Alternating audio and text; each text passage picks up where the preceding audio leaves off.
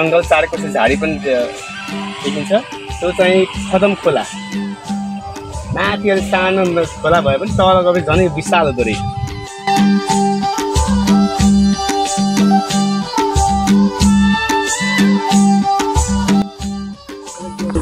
आनन्द छ, आनन्द आनन्द मङ्गल। यस्तो गर्मीको समयमा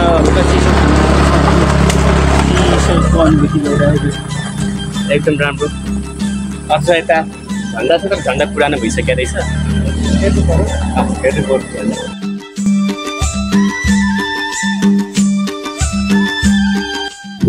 केराबारीदेखि मास्तिरको उकालो लाग्दाको दृश्य।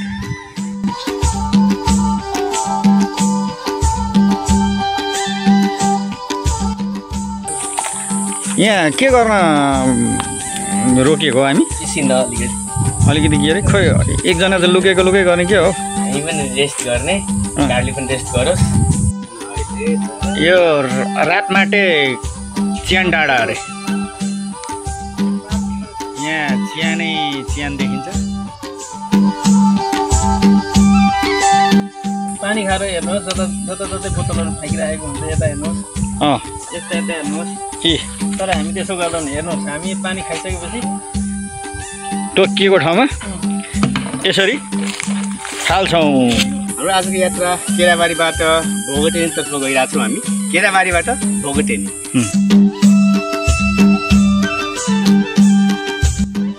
त हामी यहाँ मिनी खाजा घरको छेउमा पुगेको छौँ। अब यो ठाउँ भोगटेनी। सबैजना के छ होइन, सबै निकालेर लगाउँ। टोपी सोपी पन्जा ग्लोभ होइन, जुका सुकाले खाला है। बर्खाको सिजन छ, 2-3 थोपा पानी अघि नै परिसकेको अवस्था छ। हामी 4जना चाहिँ यसरी बरालिँदै हिँडिरहेका छौँ। राम्रो त होइन यो सिजनमा।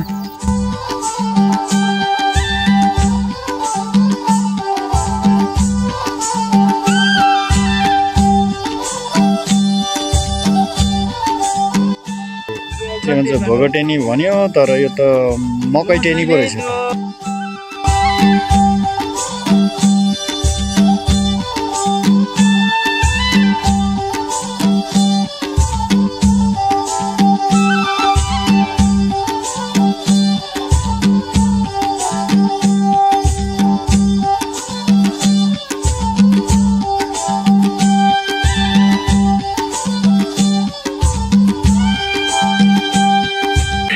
पानी छिट्याउन थाले जस्तो छ होइन। यहाँ साथीहरू गलेर खालि लोकल कुखुराको झोलको कुरा गर्छ। बिचको एउटा शाकाहारी फेरि समस्याग्रस्त।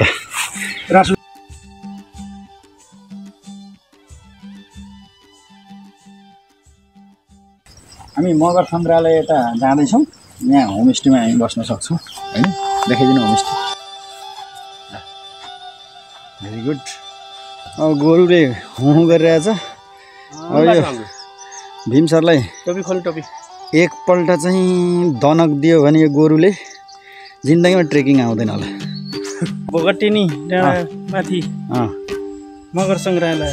हजुर, यो अति राम्रो छ, धेरै राम्रो छ यो मगर सङ्ग्रहालय। राम्रो मौसम छ, शीतल छ। यतातिर जेफाले है यो रेलिङ हेर्दाखेरि साथीहरूलाई सुलीकोटको याद आए जस्तो छ है।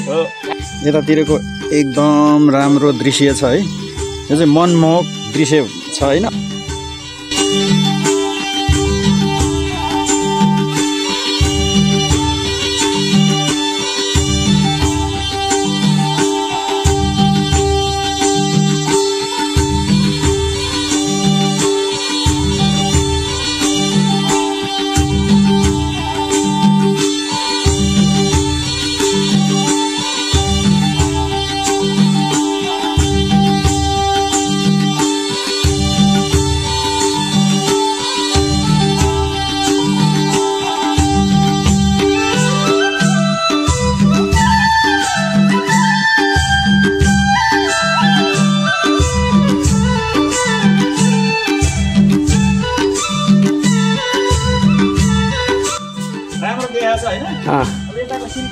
दामी देखियो।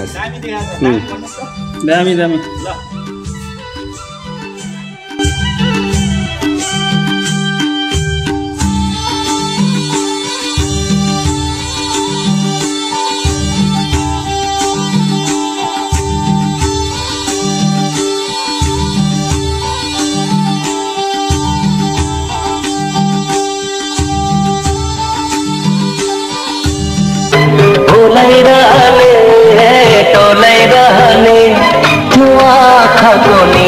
थालेमा के भलो मखसो गरी परे भोगटी नि किन भनेको रहेछ भन्दाखेरि भोगटी अलिक ज्यादा पाउँदो रहेछ कि है भोगटे नि नयाँ ठाउँ नयाँ माहौल नयाँ परिवेश बाटोहरू पनि त्यति रहेनछ तर पनि राम्रै रहेछ